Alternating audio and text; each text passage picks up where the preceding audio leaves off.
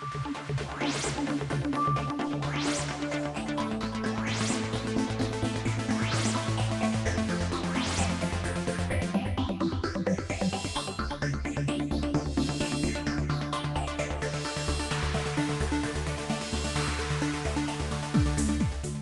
to this module on Basics of Accounting.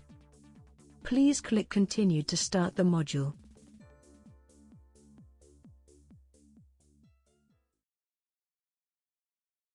In this module, you will learn the following topics: accounting systems, what is debit and credit, basic facts about accounts, classification of accounts and golden rules of accounting, basic accounting equation, basic financial statements, components of balance sheet, components of income statement, conceptual framework for financial accounting, fundamental accounting assumptions, basic accounting principles, qualitative characteristics of accounting, common terminologies, the accounting process, lease accounting, transaction analysis, adjusting entries. If you want to learn accounting, you must learn one concept at a time, and one principle at a time. Let's understand what accounting means. Accounting is the recording of financial transactions of a business or an organization. It also includes the process of summarizing, analyzing and reporting these transactions in financial statements. What do you mean by financial accounting then? Financial accounting, or financial accountancy, is the field of accounting concerned with the summary, analysis and reporting of financial transactions pertaining to a business. This involves the preparation of financial statements available for public consumption. Stockholders, suppliers, banks, employees, government agencies, business owners, and other stakeholders are examples of people interested in receiving such information for decision-making purposes. Let's explore the different accounting systems.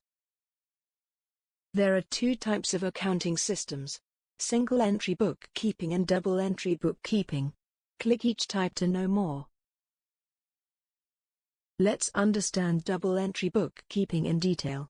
Double-entry bookkeeping can be classified into cash-based and accrual-based. Cash basis of accounting is a method of accounting in which transactions are recorded in the books of account when cash is actually received or paid out. Accrual basis of accounting is an accounting system which recognizes revenues and expenses as they are earned or incurred, not as cash received or paid respectively. Let's see one example and see the entries which will be recorded in cash-based and accrual-based accounting.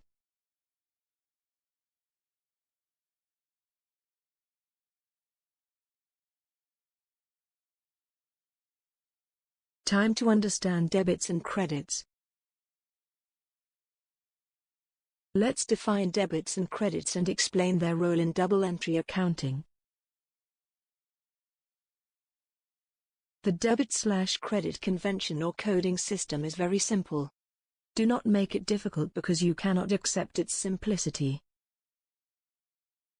Let's look at debits. What are debits? Debit comes from Latin word and merely means left, or the left-hand side of an account, abbreviated DR.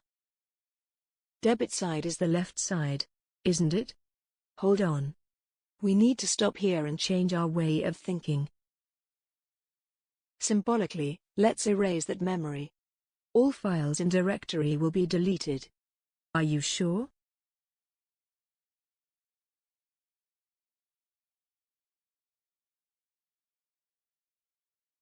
Let's look at credits. What are credits?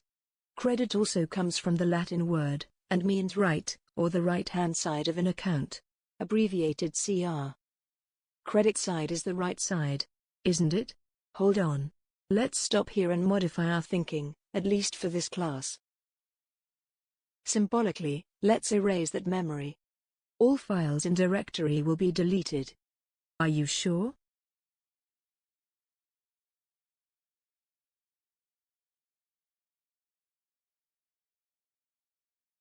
So, how can we use this? That's a good question. Accounts actually provide two equalities or balances. Let's look at the first equality. The algebraic relationship in the fundamental accounting model. Assets is equal to liabilities plus owner's equity. In an accounting entry, debits must equal to the credits always. Click the equation to see what happens with each of these categories. The second equality. The algebraic relationship between account increases and decreases. Here are the debit credit rules for assets, liabilities, owner's equity, revenues, and expenses. When assets and expenses increases, they are debited, and when they decrease, the accounts are credited. Similarly, when liabilities, equity, and revenue increase, they are credited, and if they decrease, the accounts are debited. There are 3 basic facts about accounts. Fact number 1. For every transaction there must be at least one debit and one credit. Fact number 2. Debits must always equal credits for each transaction, and fact number 3. Debits are always entered on the left side of an account and credits on the right side. Perhaps these will help. Memorize the word idea. Increase. Debits. Expenses. Assets. Similarly, memorize the word relic. Revenue. Equity. Liabilities increase. Credits. Too difficult? Here is another way of getting it right. After eating dinner. Accounts increased with a debit, assets. Expenses. Dividends. Let's read the comics. Accounts increased with a credit. Liabilities. Revenues. Capital. Classification of accounts and golden rules of accounting. Click on each type of account to see the definition and some of its examples. Basic accounting equation. Let's read the accounting equation together. Assets is equal to liabilities plus owner's equity. Owner's equity gets further divided into capital stock and retained earnings. Retained earnings is nothing but cumulative additions of net income over the years, which is calculated by deducting expenses from revenues. Let's understand the 4 basic financial statements. Click every financial statement to learn more about it. All the cash inflows are segregated into operating activities, investing activities, and financing activities. All the cash outflows are segregated into operating activities, investing activities, and financing activities. Components of balance sheet. Click each component of the balance sheet to know more. Components of income statement. Click on the below components of income statement to learn more about it.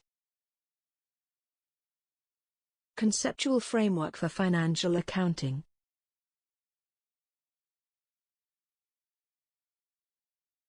Click each concept to know more. Fundamental accounting assumptions. Click on each accounting assumption to know more.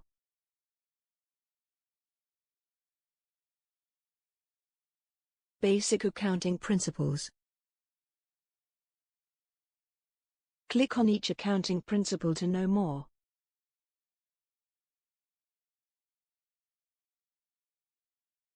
Qualitative characteristics of accounting. Click each characteristic to know more. Common terminologies. Click on each of the tabs to learn more about it.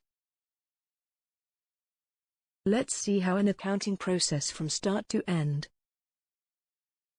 The accounting process starts when a transaction or an event takes place. Source documents gets generated from the event. The accountant needs to analyze the documents and apply his analytical skill to decide the accounts that may affect the transaction. Finally, the journal entry gets recorded in the books of accounts and posted in the ledger subsequently. The trial balance is generated for all accounts, which forms as a basis to prepare and report out the financial statements. Lease accounting. The issue of how to report leases is the case of substance versus form.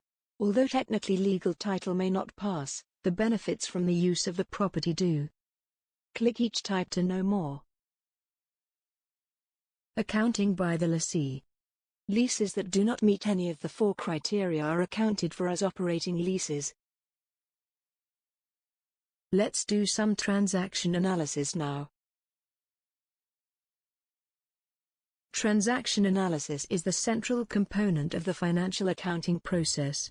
Remember that every transaction must keep the accounting equation in balance. A transaction may do one of several things. It may increase both the asset side and the liabilities and owner's equity side. It may decrease both the asset side and the liabilities and owner's equity side.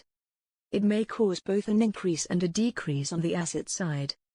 It may cause both an increase and a decrease on the liabilities and owner's equity side.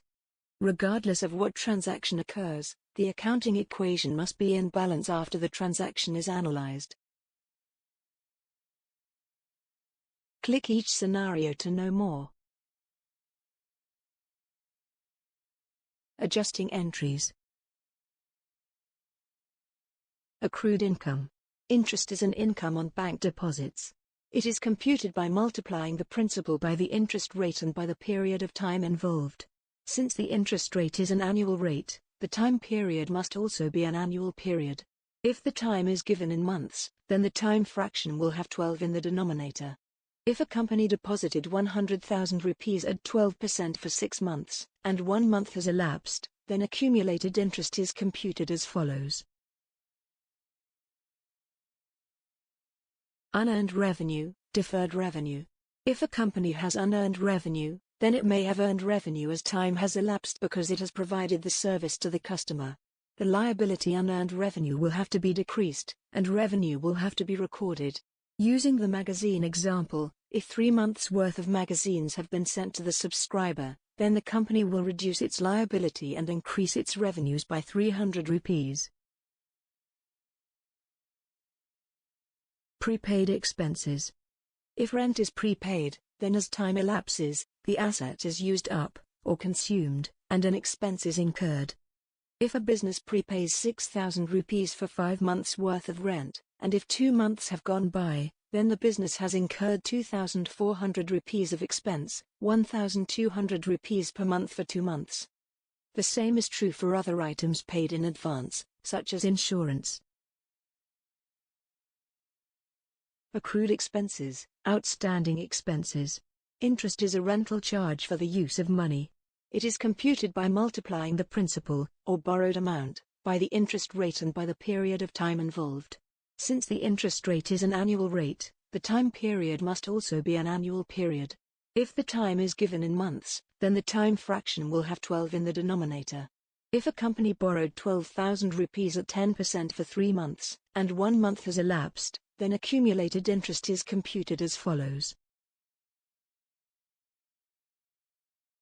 Depreciation. Depreciation shows that an asset such as equipment or a building is wearing out and being used up.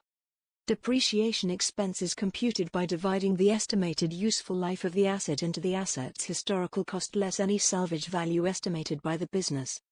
If a machine cost 500,000 rupees and has a salvage value of 50,000 rupees with a useful life of 5 years, then the depreciation expense per year will be 90,000 rupees.